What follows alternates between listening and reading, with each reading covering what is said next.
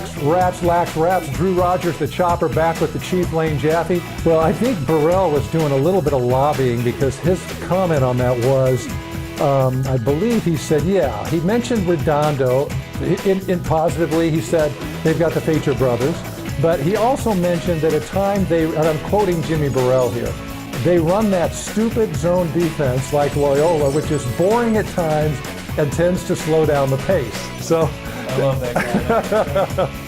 So, as it is, Borell. Absolutely. So it sounds to me like he's got a little work to do before they can conquer the zone defense.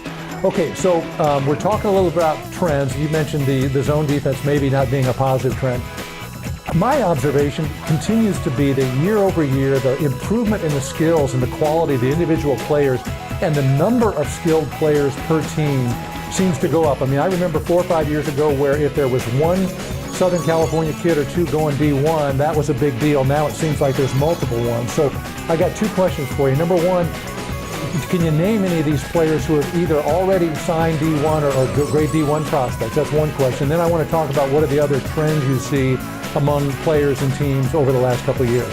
I would have to look at a list. Okay. There's a bunch of kids committed to the high level of lacrosse. It's Absolutely. So awesome. So And awesome. you got to think that with the weather year-round, players can play. Obviously, they're getting started younger, and the coaching has gotten so much better, right? I mean, there's so many great high school coaches and club coaches now. It really does show in the level of play. These kids finally know where to be, and the coach put them in the spots to succeed, and it's showing. These kids' lacrosse IQs have risen.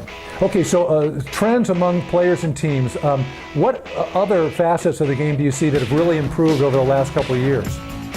What really strikes me is the goalies and the face-off kids. There's kids that are facing off that are like automatic. I think they're waking up and practicing and doing like committed completely to facing off. It's ridiculous. It's a make it, take it, ball game changer. I can probably name 2 or 3 of them that I've seen recently. And goalie-wise, forget about it. These kids are ridiculous. And it's not only one goalie on teams. These teams have 2 or 3 goalies that can play on very good high school teams. I'm impressed. And just break down the goalies a little bit. Do you think it's more the types of saves that they make? Is it their clearing? Is it, what is it that's improved so much? Well, being a former goalie, I look at a lot of things. Do they command the defense?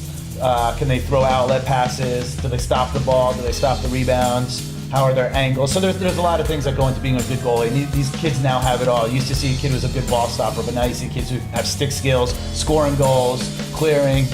They've come so far. But it seems like more and more the West Coast high school game is starting to emulate the college game with the Fogo guys and the good goalies. So it's tightened up. Yep, it's happening. I'm Drew Rogers. This is the Chief. We're going to come back in just a moment. We're going to give you our wild card picks for the 2014 season.